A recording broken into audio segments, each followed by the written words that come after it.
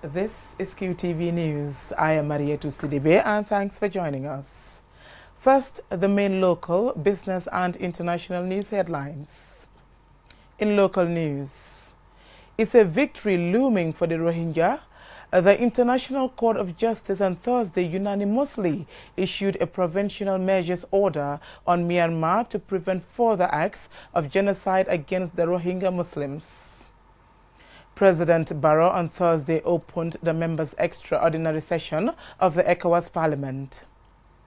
The Imam of Kanifing South, Imam Baba Lee, spoke at the TRRC about his multiple arrests and detentions during the First and the Second Republic. In business news, African Fair Trade coffee is hot news at Berlin's Green Week. Is this just the boost Africa coffee growers need? Anti-corruption protests spreading across the world. Are we seeing the start of a new trend?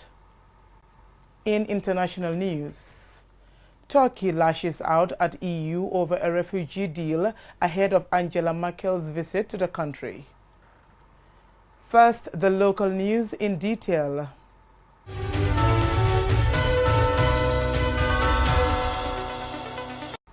The International Court of Justice on Thursday unanimously issued a provisional measures order on Myanmar as an urgent and temporary measure to protect, punish and prevent further acts of genocides against the Rohingya Muslims. Momodu Lamin Choi was monitoring the court's hearings and he now reports. It is a unanimous decision at this stage of a case filed by the Gambia, alleging Myanmar of causing acts of genocide against the Rohingya Muslims. A request for the court to take an urgent and temporary measure has been granted, thereby putting the state of Myanmar under an international legal obligation to protect the rights of the Rohingya Muslims and prevent crimes of genocide. The court concludes that the conditions required by its statute for it to indicate provisional measures are met. It's therefore necessary, pending its final decision, for the court to indicate certain measures in order to protect the rights claimed by the Gambia as identified by the court. The World Court looked into the arguments of the Gambia and Myanmar and referred to UN's fact-finding mission's reports, concluding that Gambia's request is based on reasonable grounds and that the Rohingya Muslims in Myanmar remain extremely vulnerable to risks of genocide. In fact, the court gave the view that a state did not have to wait for genocide to happen before bringing a case of this nature. It is, by definition, a preventative measure.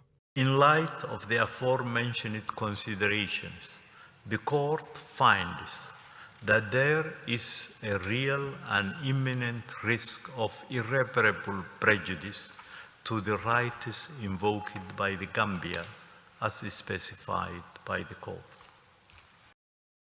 Myanmar had denied all the allegations leveled against it and in fact requested a complete removal of the case from the court, arguing that evidence brought by the Gambia are misleading. However, in view of the court, these do not appear sufficient in themselves to remove the possibility that acts causing irreparable prejudice to the rights invoked by the Gambia for the protection of the Rohingya in Myanmar could occur. In particular, the court notes that Myanmar has not presented to the court concrete measures aimed specifically at recognizing and ensuring the right of the Rohingya to exist as a protected group under the Genocide Convention. Myanmar had also claimed before the judges during the oral observation hearings that it is taking initiatives to facilitate the return of the Rohingya Muslims at refugee camps in Bangladesh and promote ethnic reconciliation in Rakhine State and hold its military to account for its crimes against the Rohingyas. However, the judges are of the view that such measures don't appear enough to prevent violations of the rights of the Rohingyas from irreparable prejudice.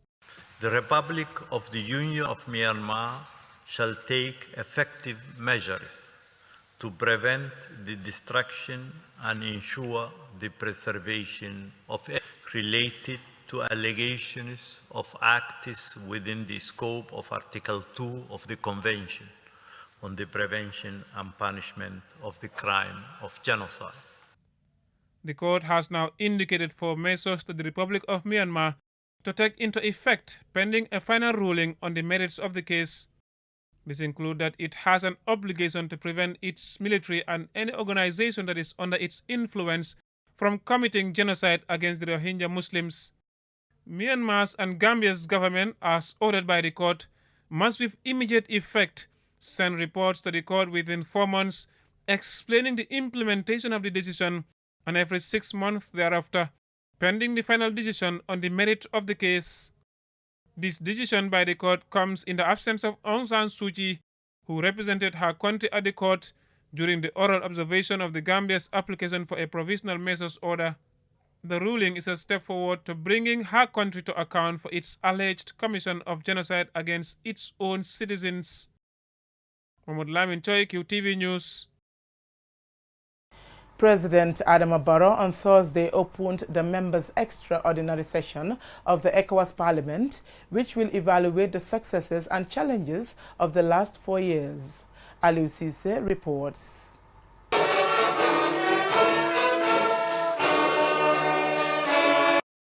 The Banjul meeting comes less than 2 weeks before the current members' 4-year term ends next month. At the meeting, parliamentarians from across the sub-region will take stock of the parliament's progress and challenges. Gambian President Adama Barrow said his country is proud to host the event, recognizing the fact that the outcome of the meeting will benefit the sub-region. And on behalf of his colleagues, he gave assurances of their support to ECOWAS Parliament.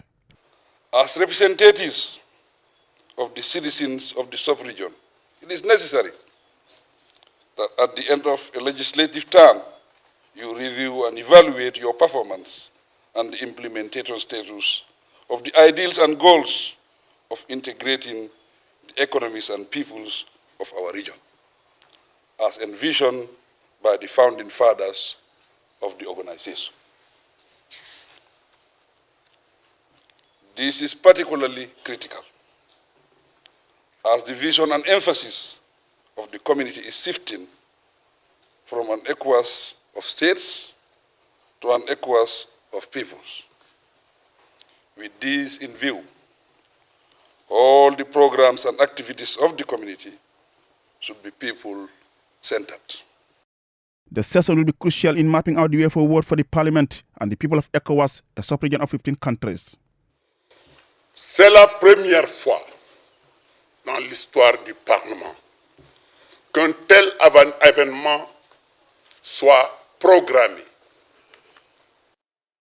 Speaking in French, the Speaker of the ECOWAS Parliament, Moustapha Cissé Lo, explains that peace, security and regional integration have topped the agenda of the 4th legislature in the last 4 years. However, he said there are challenges in terms of resources to enhance the Parliament's capacity to carry out its oversight powers, and as well as the low women's participation in the Parliament. Speaker Cissé Lo commended President Barrow for what he calls Barrow's government's commitment to democracy and good governance. The Gambia is represented at the Parliament by 5 National Assembly members. The Deputy Speaker of the Gambia's National Assembly, Mamadou El Kessane, said the meeting in Banjul is very important in advancing the aims and objectives of ECOWAS. Dr. Siga Jany, ECOWAS Commissioner for Social Welfare, said since the inauguration of the 4th legislature in 2016, the dynamics of the region is changing, particularly on institutional, economic, social, political and security levels. Our region has demonstrated strong commitment to addressing the peace, security and stability challenges affecting the region by applying existing political and legal measures to mediate conflicts and to restore democratic governance and peace in the region. The role of the Parliament in this regard is highly acknowledged. The Gambia State and Regional Integration Minister, Lamin Job, calls for Parliament to be given greater authority and capacity to duly legislate and create environment for business and people to prosper. Our region is faced with challenges relating to irregular migration, organized crime, and terrorism that are seriously affecting the peace and security of our region. The ECOWAS sub-region is increasingly exposed to security threats ranging from arms trafficking and money laundering, amongst others. In addition, the free movement of goods and people remains a challenge. Therefore, the outcomes from this meeting is expected to help address most of these issues. Reporting for QTV News, I am Aliou Cissé. Imam Baba Lee, the Imam of Kanifing Mosque, testifying at the TRRC on Wednesday, spoke about his multiple arrests and detentions during the First Republic and also his arrest, detention and torture by the NIA during the Jammeh regime. Momodu Gajaga reports. Baba Lee told commissioners that he was arrested on December 3, 2012 by officers of the then National Intelligence Agency, NIA. Detained and tortured for 9 consecutive days, from which he claimed to have sustained back injuries. His arrest came in the wake of his interview published on the Standard newspaper, in which he strongly condemned the execution of 9 death row prisoners. The Imam said the executions of the 9 inmates is un-Islamic and called on the APRC regime to return the bodies of those executed to their families. When I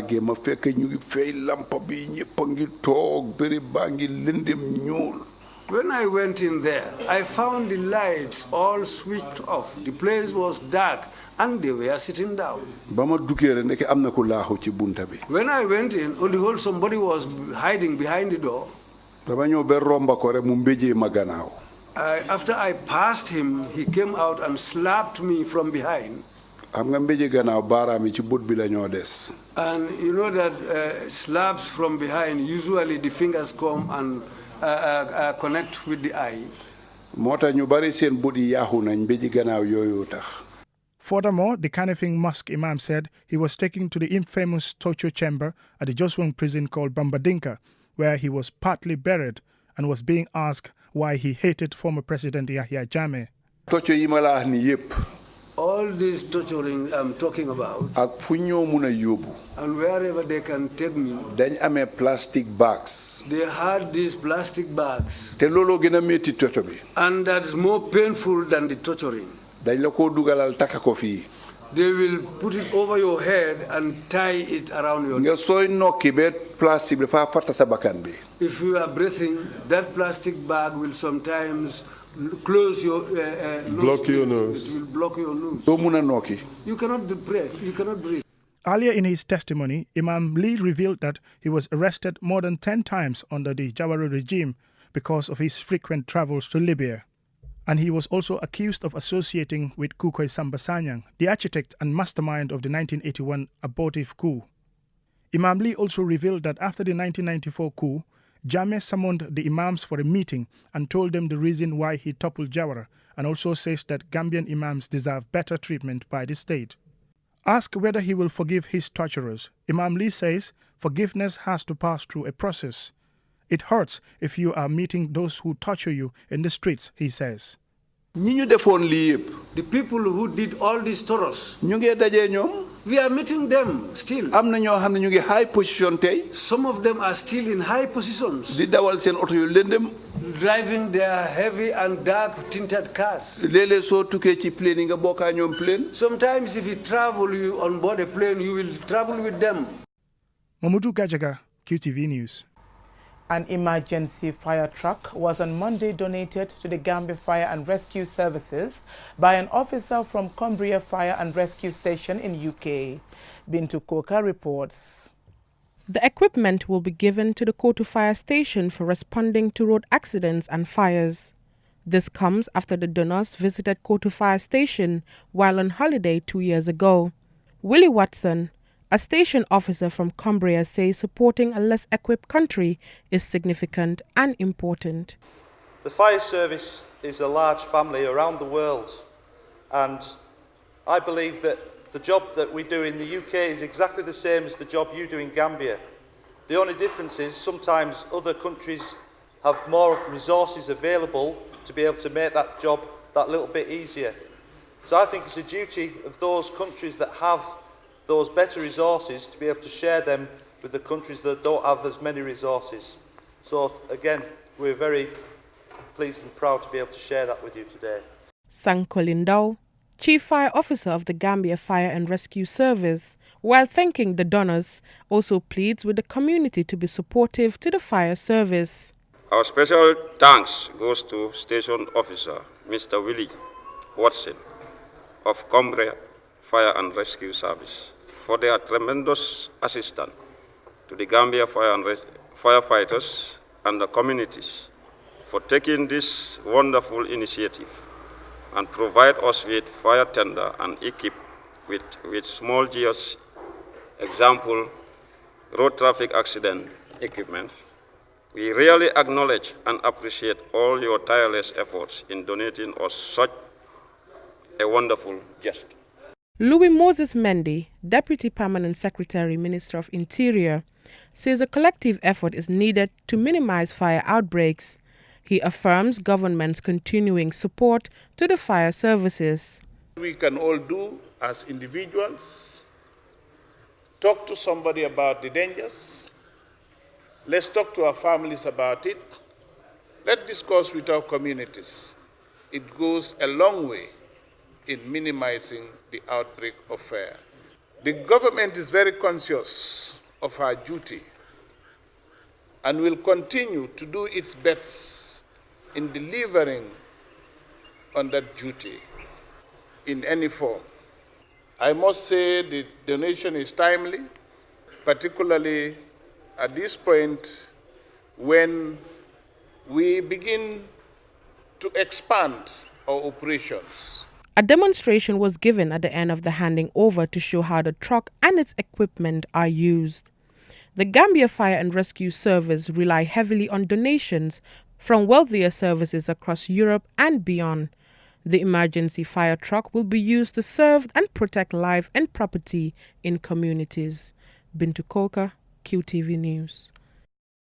1,000 bicycles were donated on Tuesday to local partners by Child Fund The Gambia. The bicycles are to improve children's access to school. Bintu Koka reports. The 1,000 bicycles were handed over to stakeholders at a ceremony held at the Child Fund The Gambia's country office in Kanifing.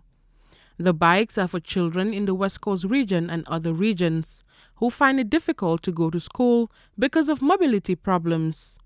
Musukuta Koma, Child Fund Country Director, explains how effective these bikes will be to the children. The Dream Bikes can go a long way in promoting children's access to school and, importantly, to their retention in the school system.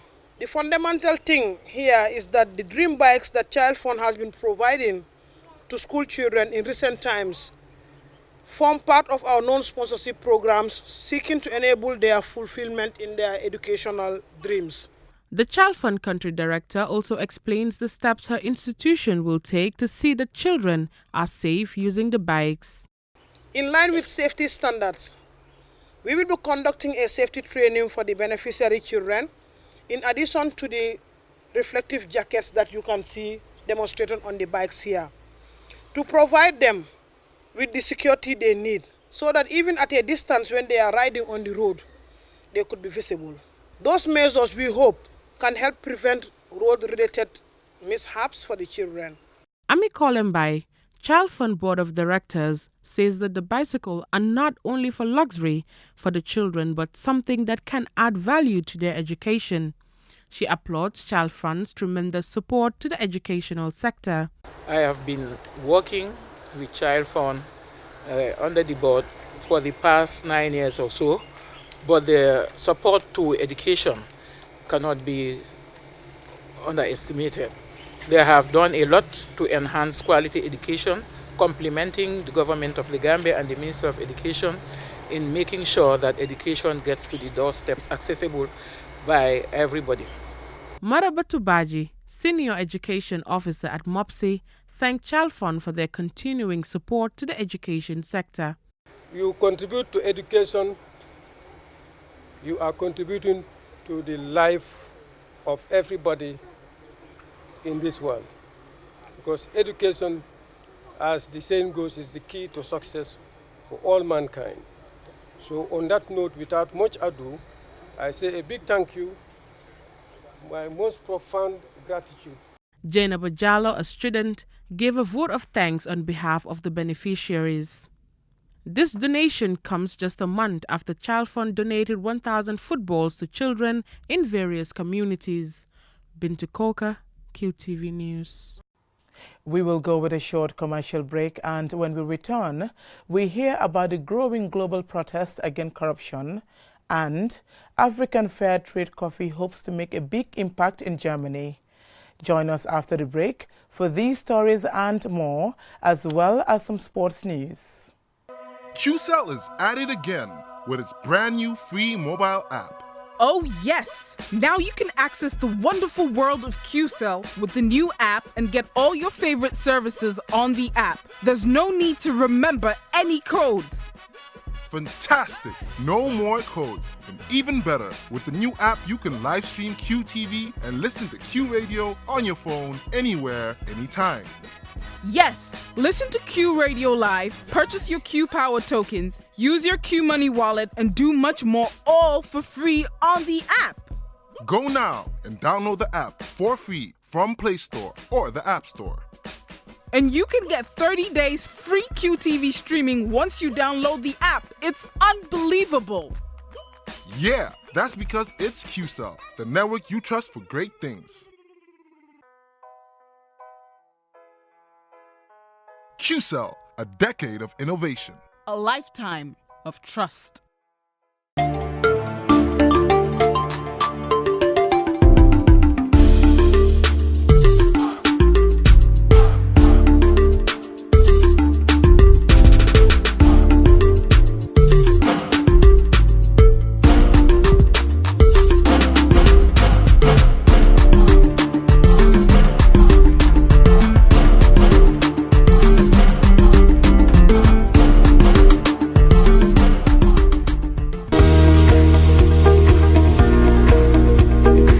Welcome back. In business news, less than a week after an international expose alleging corrupt dealings by Isabel dos Santos, there are indications from around the world that citizens are fed up with corrupt officials. In recent days, in places as diverse as Haiti, Lebanon, and Romania, people have taken to the streets in their thousands to complain about their poor living conditions, much of which they blame on corrupt officials. For many of these mass protests, the news is spread on social media and have, in most cases, bypassed what had been seen as traditional modes of organizing protests. Furthermore, many of these are not led by formal political parties, just disgruntled citizens. Fair Trade Coffee from Africa is among the products looking to make a big impact at this year's Berlin Green Week. The so-called week actually lasts over 10 days, from 17 to 26 January. It is described as a one-of-a-kind international exhibition of the food, agriculture and gardening industries. As Germans are displaying more and more of a taste for coffee, African coffee growers exhibiting at the fair for the first time, particularly as the market for trade coffee has a lot of room for expansion. Several of Germany's biggest supermarkets appear keen to stock more of these types of coffee, many of which are from Africa. The fact some of them are exhibiting in Berlin opens up a potentially huge market for them. In international news,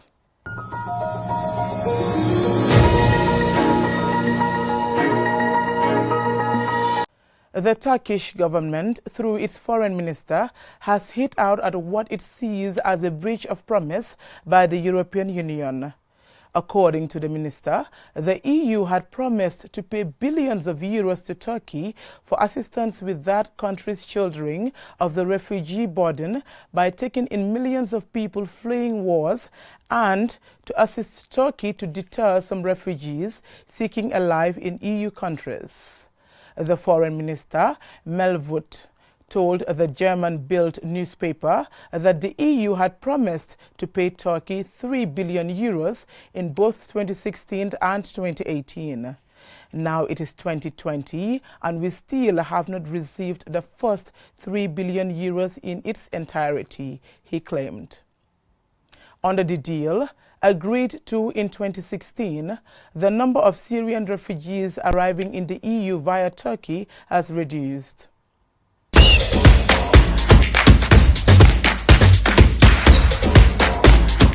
In sports, my colleague Aliou Cisse is here with some sports stories. Mr. Cisse, what do you have for us today?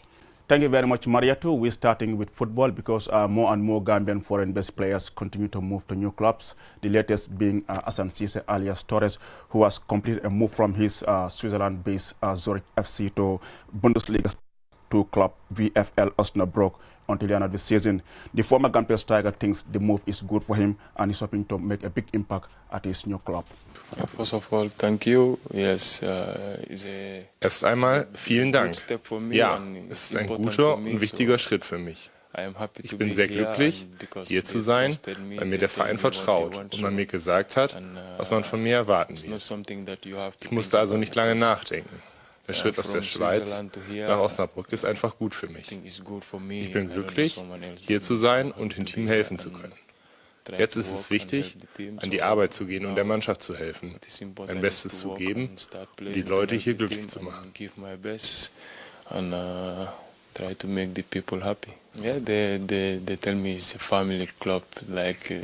Ja, dass es ein sehr familiärer Club ist. Die Fans lieben Fußball und stehen hinter der Mannschaft. Sie geben alles für das Team und das ist einfach toll zu hören, denn es ist so wichtig, wenn die Leute deiner Stadt, deiner Mannschaft unterstützen. Das ist eine starke Motivation. Das gibt dir als Spieler viel Energie. Ich mag das sehr.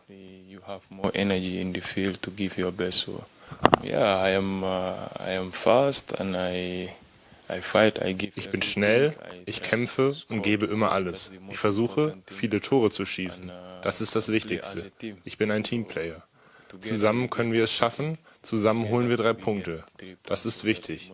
Bis zum Schluss alles geben und niemals aufzugeben.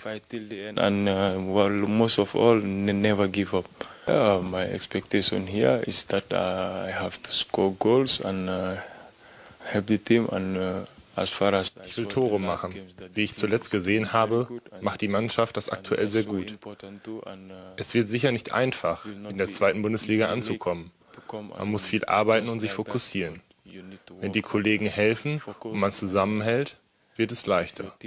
Ich denke, in der Schweiz ist es ähnlich, aber auch anders als in Deutschland. Es ist körperlicher und intensiver hier.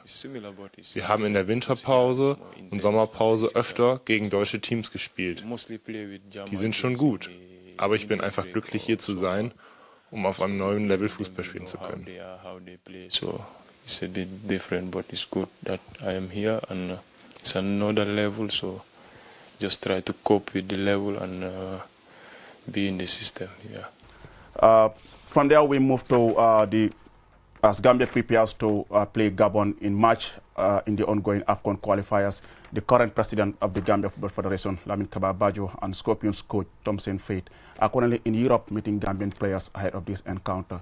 So far, the duo has met Ibrahima Dabo, a Gambian who is playing in AS Roma, and of course Musa Barrow and Musa Juara as well, who are playing for Bolani in Italy. So this is part of efforts to engage Gambian players ahead of this crucial qualifier against Gabon. And now we move to a very interesting story. It is not something that is unusual to have people naming themselves after big players. But here is twins brothers born in Bissau, Ronaldo Vieira and Romario Vieira, named after former Brazil stars. And guess what? They were born in Bissau, brought up in Portugal, and later moved to England. But then Ronaldo now plays for England under 21 and of course Sampdoria, while Romario Vieira is playing for Bissau senior national team. So that's a quite interesting piece. They're having twin brothers born in Bissau, but guess what? One end up playing for England and the other is playing for Bissau. That's all we have for this sports news today, Mariatu. Thank you very much, Aliou. That was an amazing story of the Bissau twins. Before we end this bulletin, let's take a quick look at our main stories. In local news, is a victory looming for the Rohingya?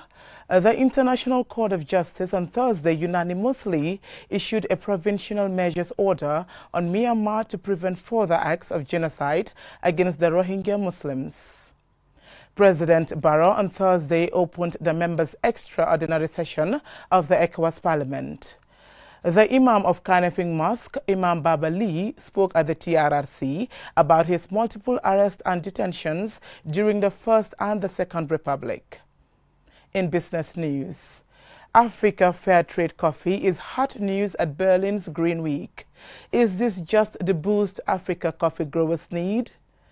Anti-corruption protests spreading across the world. Are we seeing the start of a new trend?